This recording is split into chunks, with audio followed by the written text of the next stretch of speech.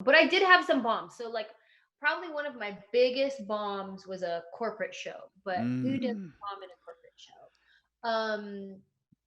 This was in Las Vegas, and it was for a trucking company where 90% of the employees are male.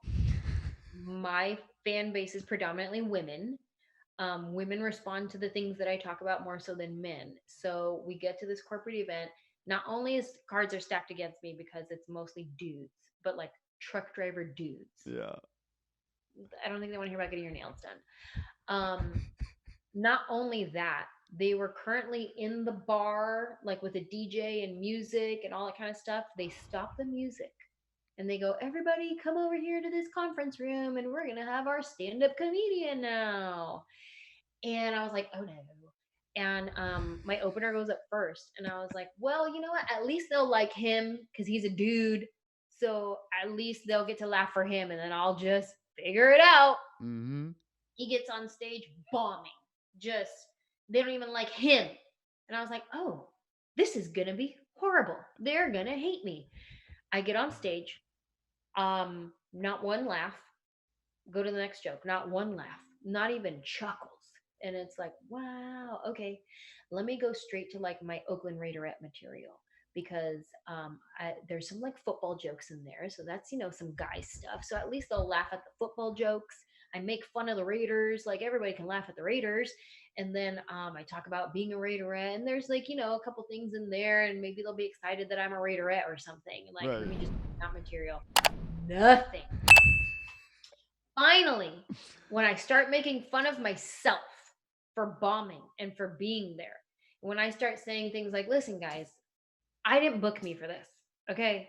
I don't want to be here. You don't want me to be here, but I'm here." Like, it's just what it, when I start making fun of myself, then I start getting chuckles.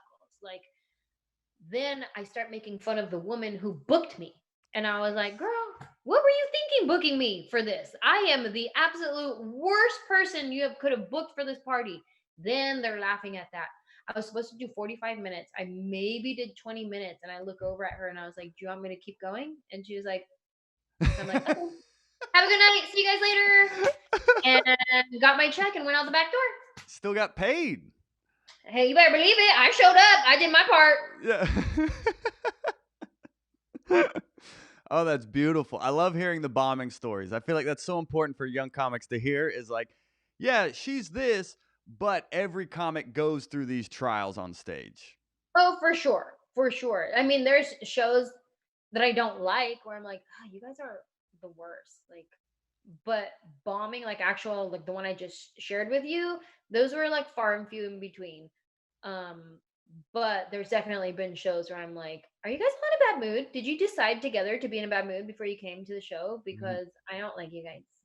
So I'm cutting my show short. So I'm to doing like contractual time and that's it. You don't get no exact extra. Oh, I've done colleges and corporate gigs where I'm just like, all right, TikTok on the check. I'm not saying it out Right. loud, but I am just like, yeah. Thank you. Good night.